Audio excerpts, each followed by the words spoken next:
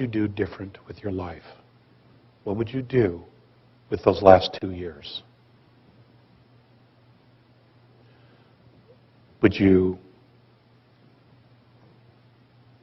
start selling real estate? Right? Would you become an artist? Would you allow yourself to fall in love again? Would you allow yourself to give forgiveness that you've been denying someone? Would you want to heal old relationships? Would you want to write a book? Would you want to travel? Would you want to learn to swim? I mean, whatever.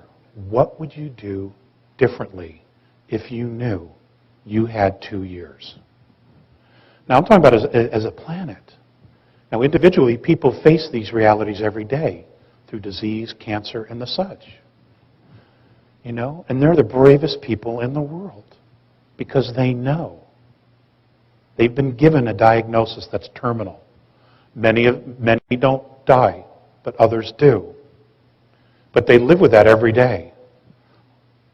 And every day, they have the courage to get up and keep doing whatever it is that they want to do. What would we do differently as a society, as a global planet? This is not just an American issue. This is a planetary issue. And I have to tell you, the extraterrestrials don't see us as Russians, Chinese, Americans, Japanese. They don't see any of that. We are one race. Irregardless of our differences and our languages, we are one race to them. Only we don't believe that. We're the only ones who don't believe that. Okay? What would we do differently? What would you do with your life? How would you live it? Would you be the most benevolent person you know? Would you go the other way? You know? Would you be a gangster? You know? Would you sing love ballads or would you sing rap? You know, everybody...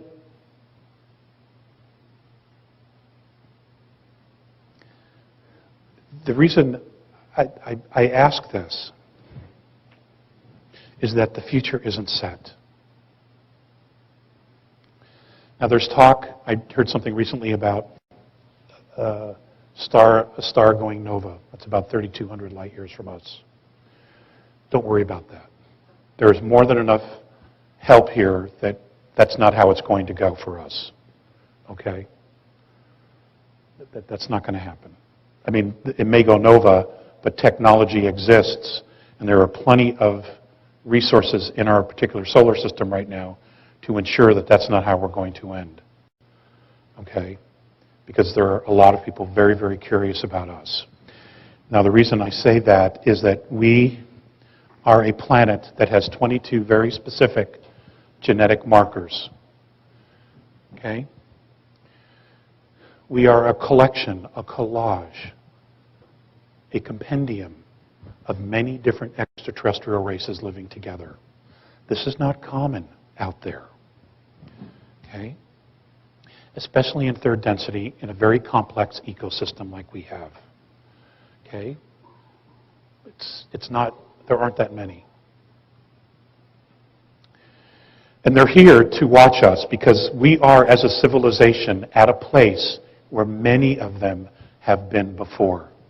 And that is that we are spiritually evolving.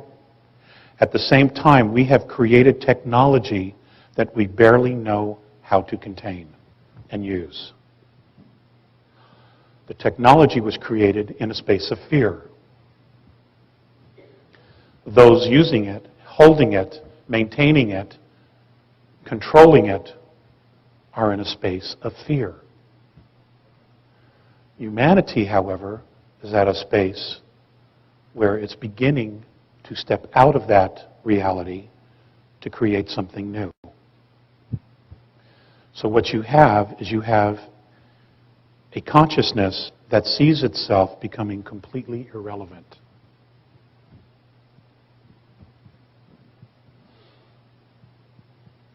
Which makes them unpredictable. and nuclear weapons are no laughing matter, ever. Okay? Now, there are extraterrestrial races, benevolent extraterrestrial races, having contact with some military sources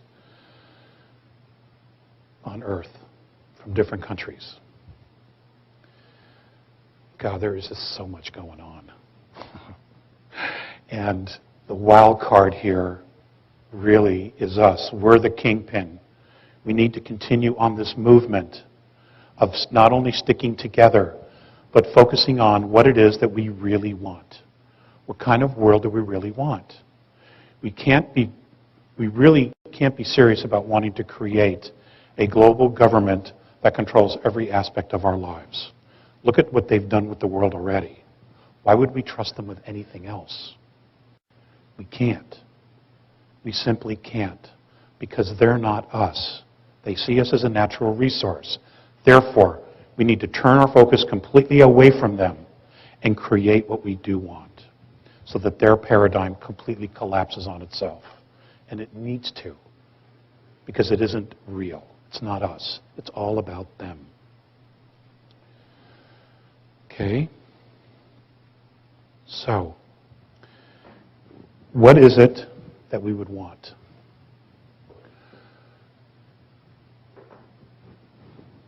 The protocols for contact. This is very difficult. And what makes it difficult isn't the actual, okay, here we are, now you see us, here's our ships, now you know we're real. Okay? The difficult part is, how do we set up the protocols? How do we approach them as an equal without worshiping them, because that will make them leave in a heartbeat? The benevolence, anyway. They're not into that. Okay? The regressives, they'd be more than happy to allow you to worship them, because we've got a history of that already. It's in the Bible, Old Testament, Egyptian books, Sumerian texts. Got plenty of history of that. Okay? That's never served us either. Begin within yourselves to begin visualizing what the protocols would look like. Now, in the last conversation that I had, I asked who would be the most likely people at the moment, the way things are now, that they would contact to begin a dialogue regarding mentorship. And the answer would probably surprise you. It definitely isn't the United States. Okay? Even though we have probably the most advanced technology the world's known since Atlantis. It's the Japanese. It would be the Japanese government at this moment. Because of their prudence, because of their integrity, and because of their dedication to their own people. Now, that's something to think about. Okay? This is a country that took 3 nuclear weapons. Okay? And look at how far they've come. So, when will this happen? I'm not exactly sure.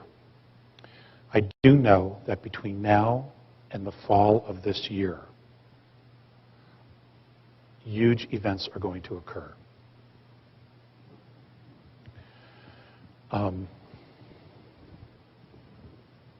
Some absolutely wonderful, and some not. I also want you to know that the Andromedans are very concerned about the Earth moving through this gravitational plasmic field, which we call the galactic plane. It is their concern that the planet itself, when it hits it, because of its vibration, its frequency, it's going to bounce off of it at first, creating a huge global quake. There have been discussions as to whether to intervene to, in other words, align something in front of the Earth to open the pathway through it, or to allow this to occur naturally. Now, the natural part is this. When the Earth moves through the galactic plane, the Schumann resonance of the planet is going to change. It is going to become much, much higher than what it is right now. All indigenous life on the planet will then have to change its harmonic frequency to match that of Earth. Many species will not be able to. A lot of human beings will not be able to. But those that do, it will be a natural transition into what we know as fourth density, and in some respects, fifth density. Those kids that are coming in with 3 strands of DNA, they will be able to go between 4 and 5. They will be telling us, coming back and teaching us what's ahead of us. They will become the educators. Okay?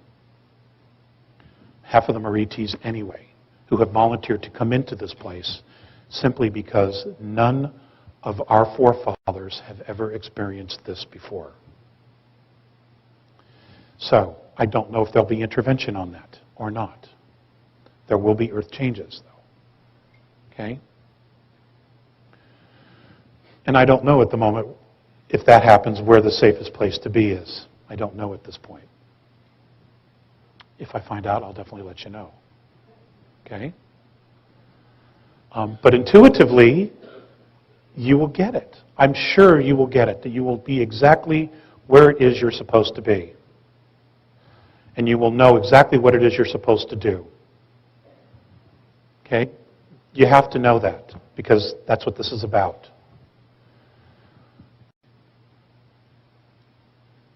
When we pass through this plane, we will become an agrarian society once again, which I thought was fascinating because Mr. Mellon Thomas talked about that yesterday as well, last night. Based on his death experiences, that's what he was shown as well, that we become an agrarian society again.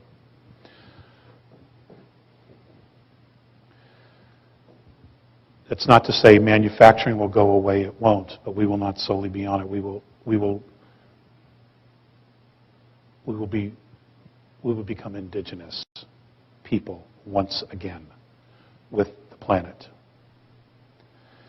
I'm also told that many people, once we have passed through this transition, this change in frequency and harmonics, that many people will opt to go to different star systems and represent Earth, represent our civilization. Because there is a huge perk to being the only planetary society to actually go through such a shift as this. And the fact that we represent 22 different extraterrestrial races here, genetically, and are considered genetic royalty, that we will be invited to participate on levels absolutely unimagined to us at this point. Okay, we will become ambassadors. We will be teaching other societies basically what not to do. Okay? Because we're the professors. We have become the professors.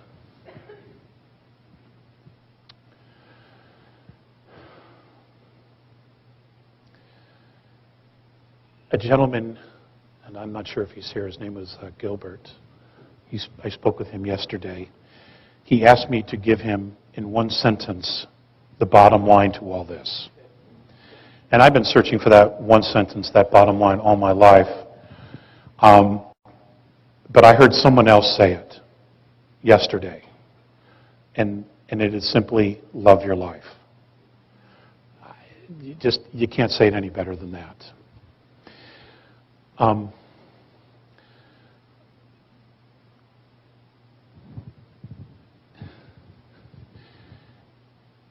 You know, we've lived in the duality of light and dark. But we've almost completely ignored the fact that there's a third duality here, and that's balance. Okay? We have always been somewhere between the two, never realizing that the balance is actually its own duality as well. And none of us have given that space enough credit. And we certainly don't teach that in our spiritual philosophies or religions of the earth, of just finding the balance. Many of the indigenous cultures have known that all along. You know, they've known about the balance. And in saying that, I brought that up specifically because what needs to be acknowledged here is that the United States changed the world. It changed its perspective. It changed the direction. Up until now, it has probably done more good than harm.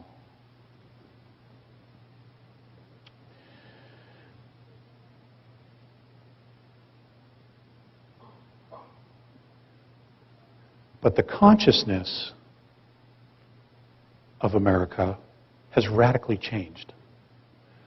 For the last 60 years, we've been creating enemies, fighting enemies, creating enemies, fighting enemies, fascism, communism, tyranny, and then creating tyranny, communism, fascism, so much so that that our government has now become the monster that it has been fighting all along. Okay? There's a great lesson there in holding on to something and putting too much energy into something that you actually become that which you hate. Okay? We're faced with that. I want you to know that there's not a single benevolent extraterrestrial race up there, the Andromedans at all, who are going to do anything about our government. That's our problem. We let this get out of hand. We let them get out of control. We let them usurp our rights. We let them build all this technology without sharing it. We've let them run amok. We have not managed our constitutional republic, and we have let them take our rights away. That's our responsibility to fix. Now, I'm not advocating overthrowing the government, but what I am advocating is the fact that you absolutely stand up for yourselves and don't take this horseshit any longer. We simply can't do it. It's become a detriment to the planet. Okay? And we are responsible for that.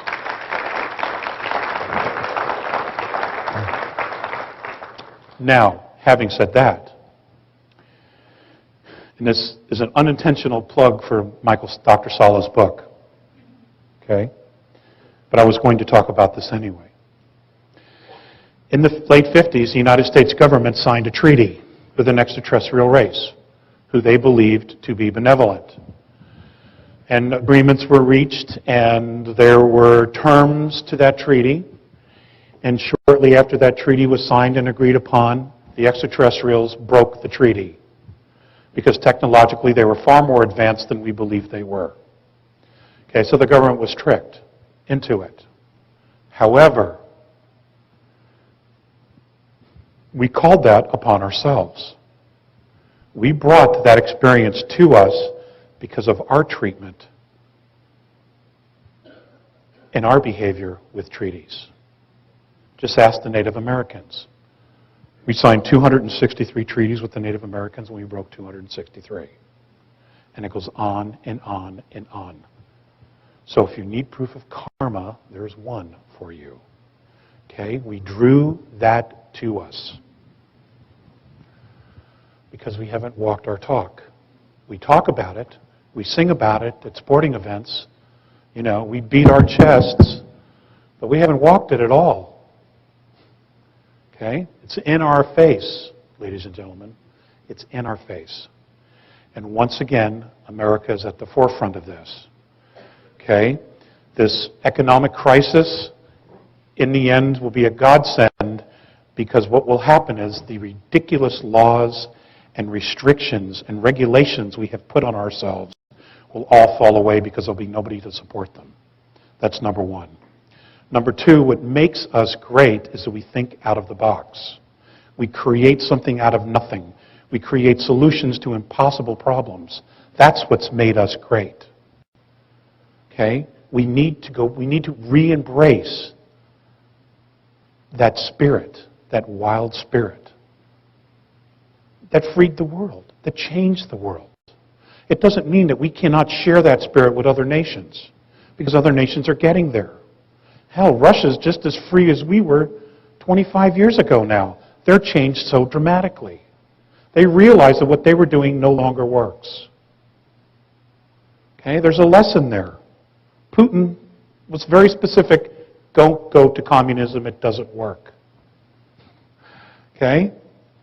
But this is not about politics, this is about control.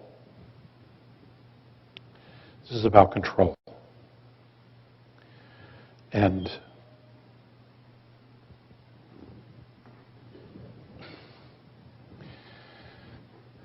it's about you.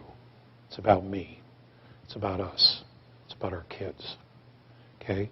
It is time to create something different. All you need to do, I've been asked to tell you, is to consciously, intentionally start thinking about what the world looks like. What a new world looks like, the way you want it. Okay? Do you want centralized government? Do you want a monetary system? Do you want to use fossil fuels? Do you want free energy? What is it that you want? Okay? We cannot allow a handful of people to decide the direction of all of humanity. They are only going to be self-serving. This is our responsibility. Because this is our reality. We're creating this together. And if we embrace that, if we take responsibility for creating all of that reality, we can change this so fast it'll blow your minds. Because we're all extremely powerful. Look at what we've done.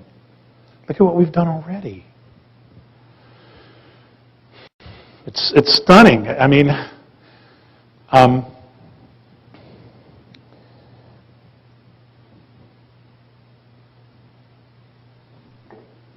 experience that I had when I go on board, they're fifth density beings. Immediately that I come on board, a belt is put on me. And essentially what the belt does is it holds all of my atoms together so that I don't fly apart, because I'm a third density being. My vibration is very slow compared to them. This belt regulates the speed of my atoms so that I can actually coexist with them. Now what's fascinating about that, what's fascinating about fifth density as a third density being, is that my body is moving before my thoughts are. In other words, if they start walking, I'm walking before I stop to think about walking. Okay? Because now I'm connected directly to my higher self, to my soul. I'm not waiting for my ego to click in and say, okay, start walking. Okay? The other thing that was very, very difficult, and I'm going to give Joan Ocean credit for this because she brought it up yesterday in a conversation we had, is you feel like you're losing yourself. You feel like you're just dissipating, becoming invisible. And you're actually not. What's happening is that on a higher vibration, your ego doesn't exist. It falls away. It simply cannot exist in that harmonic. It has no relevance whatsoever. And then what happens is, and it takes some time to adapt, is you're confronted with who you really are. You're introduced to yourself. And at first you don't recognize it because we're so conditioned to this. You know, we're so conditioned to all of this that this is what feels real.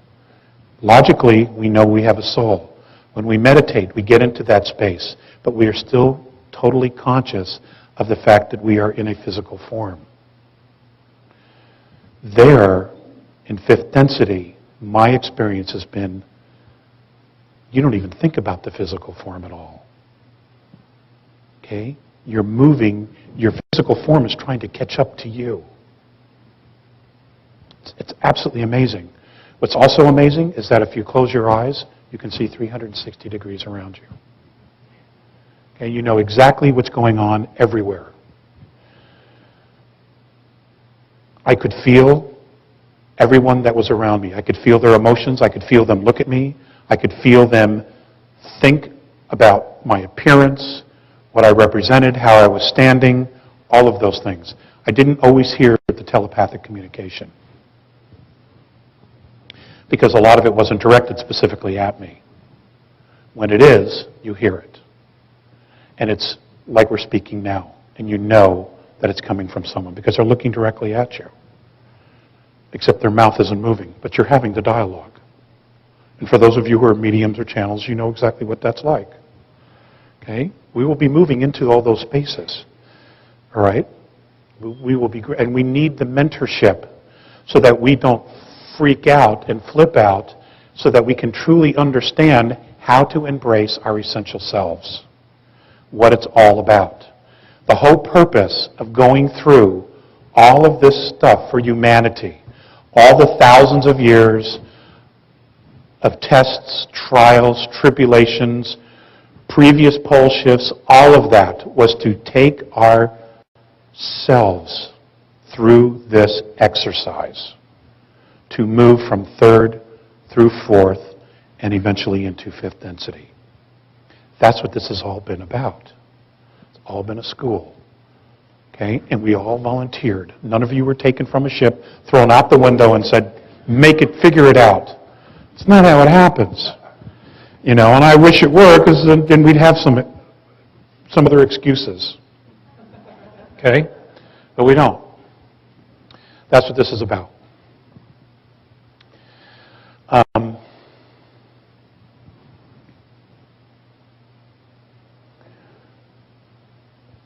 More and more people, probably many of you in this room, are going to begin to have contact.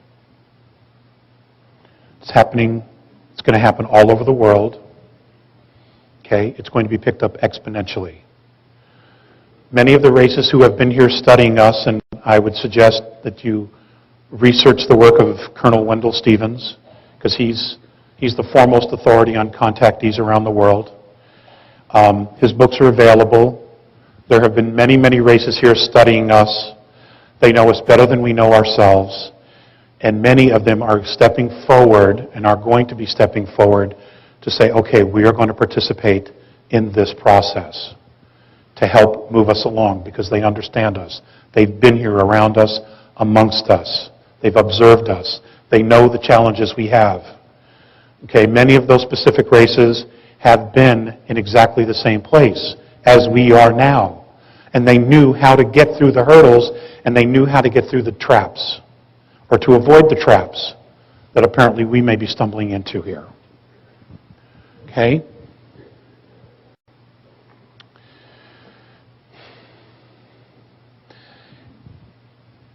Again, I know many of you in this room, if not all of you, have devoted an amazing amount of time into developing yourselves, into finding your balance, to finding your strength, to finding out who you are, what you are, and to find out exactly where you are, so that you know where you stand. Okay? Bravo. You deserve every accolade there is. The next step for you, now that you've been there, is to help create the world. What is it that we want the world to look like? Okay? It's us. We have to do this. No one else is going to do this for us. It has to be a grassroots level. All it takes is conversation, discussion. You know, if you put out the intention, I need to know about this information, and you put it out and you keep putting it out, even if it's just for 10 seconds a day, you will draw that information, that knowledge to you. The right people will come to you. The opportunities will come to you. You have to trust that. I'm learning to trust that. Because I'm a guy, I still overanalyze everything. Okay? But my wife is kicking my ass in that direction and making sure I get that. And I love you for it. Okay? This is all about us. We have drawn this entire experience to ourselves, so we need to own it. And the faster we own it, the more empowered we will become about the process. The more it'll make sense to us, the more intelligent we can discuss it. And as this process begins, people around you you'll find yourself in a position of leadership. Okay? You will find yourself being the teachers. There was a great line in Sterling Allen's presentation, quote, where he said, if you're one step ahead of the world, you're a genius. If you're 2 steps ahead, you're a crackpot. Okay? It was a great line. So I borrowed it. We've all been crackpots. Okay? Soon we're going to be geniuses. But that's when the real work begins. Okay, and the idea is to try to get everybody else up to speed. Do what you can. Just do what you can. Don't overextend yourself to the point where you can't keep yourself centered and balanced. You have to keep yourself centered and balanced. Okay? It's not necessary for you to save the world or to want to save the world. If you become the example, it will reflect and other people will get it around you. And the tide is definitely changing. The frequency is changing. Again, I want to put this out there one more time. If you had 2 years left to live on Earth, what would you do with your life? What would you do? Just think about that. What would you do? What would you do differently? If you wouldn't do anything, bravo, you're there. But if you would do something differently, what would you do? What would make you happy? Okay? My wife has a great expression. We're all sitting on the G waiting for the O. Okay?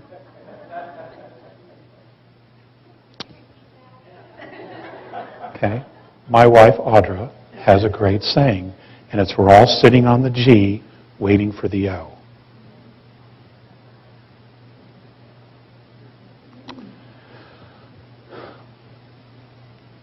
Ladies and gentlemen, you are my brothers and my sisters. I love you. I am honored by you. I want you to know that I have done the very best I could to represent us. I've had my stuff to deal with as well. I have my own challenges to deal with as well. Okay? But ultimately, in the end, I have absolute faith in us. The world is not going to end, but it is going to change, and it has to. And it's going to change for the better, but we need to be the driving force of that change. Humanity has to be the driving force of that change, not government. Okay? Do not ever, ever surrender your freedoms or liberties to government. It's too self-serving, and it doesn't create anything but laws that restrict our freedoms. You know, you can't possibly need any more examples of that. Okay? We have what, 10 minutes? 8 minutes, 5 minutes? Do we want to do some questions? Is that a yes? Okay. Okay.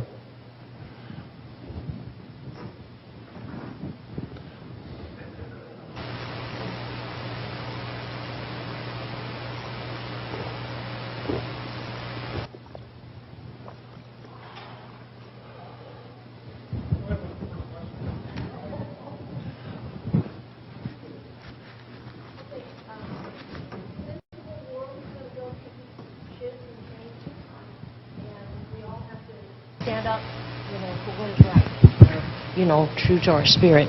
I'm curious about what's going on, and what do they say about what's going on with the Middle East? I'm sorry, what? The Middle East. Same thing that's always gone on in the Middle East. They're watching it. It's all a play. It's all a drama. Okay? It's all about control. It's all about creating war. It's all about distracting us and creating a space of fear. That's what it's about. Because if we're all in a space of fear, we are not creating in a space of love. When we're in fear, we basically imprison ourselves. We put ourselves in a box. When we're not in fear, we are free to create. In fear, they're in control. In love, we're in control. That's all it is. It's the same drama that's been playing itself out for 4,000 years. It's the same thing.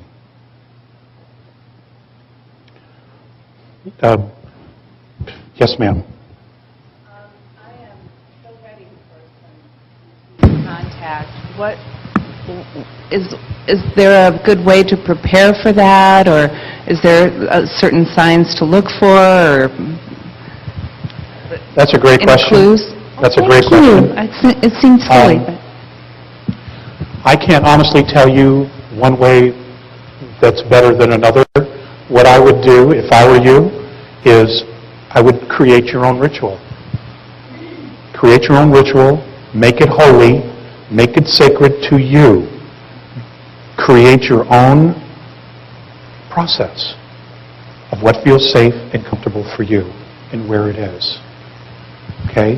And just allow it to be. And then tell the universe, tell the Creator, you're ready. This is what you want. But create the space. Go through your ritual. Again, set up your own protocols for how you would want that to work in order for you to feel safe. Because when it happens, it's a shock. It is a shock. It's an amazing shock, but it's a shock. Because your first reaction is going to be, oh shit, it's real. Okay? And then, you'll move through that. They know that. They already know that. Okay? And then just go with the flow. That would be my suggestion. Everybody would do something differently. That would be my suggestion for you. Create your own protocols. Okay? And make them sacred. Ma'am with the blue and the white sweater. If you've felt like you've had quite a bit of different type of visitation over your lifetime, I've never really looked into it or reported it anywhere, and particularly like with one child in a bassinet when I woke up and they came in through the windows and I couldn't move, and wondering where or who would be the best place to go to find out what's going on with this, and are we supposed to use it somehow? I'm just looking for the resources to follow through. Gosh, I don't know anyone specifically that I would feel comfortable recommending you to. It sounds like it's there, but you don't have total recall of it, but it's there. So it sounds like you need somebody to help move you, somebody that you would feel safe with that would move you through a regression, put you into a safe space in a process of unlocking those experiences. Can I ask you, do you have Native American in your background? No, I've always felt closely attuned to them. I'm Native Alaskan, but I'm Irish and Italian in my lineage. Okay. But it's not so much that I don't remember, I do. It's wondering how to expand the knowledge of whatever is going on that we're maybe supposed to get. That's all. I don't have an answer. Okay, thanks. Sorry. Ted, just pick. Thank you so much. I really think that it's time to act now, to get together into small groups, informally or formally, and go down those 5 points that you made and, just codify what we want, visualize it. It's called a mock-up. I don't have a question. Okay. I just wanted to say something, and... You go for it, girl. Okay. So this is another step in taking our power, is to gather in groups and to agree on a positive mock-up of what we want the world to be, what it will look like, be very specific about it, and the information will happen telepathically with the visitors, and we might even come upon some ideas ourselves without worrying about visitations. Thank you. You're welcome. She brings up a good point about reclaiming your power. Ladies and gentlemen, you exist because you wanted to. Your physicality exists because you wanted it to. The planet exists because you wanted it to. The race exists because you wanted it to. Your reality exists because you wanted it to. The government exists because you created it. Liberty exists, freedom exists because you created it. You have the power all along. You can't really even give it away because you are it. You are it. You can not use it. You can exercise your free will and not use it, but you always have it. Always. No one can ever take that away from you. Washte. Thank you very much.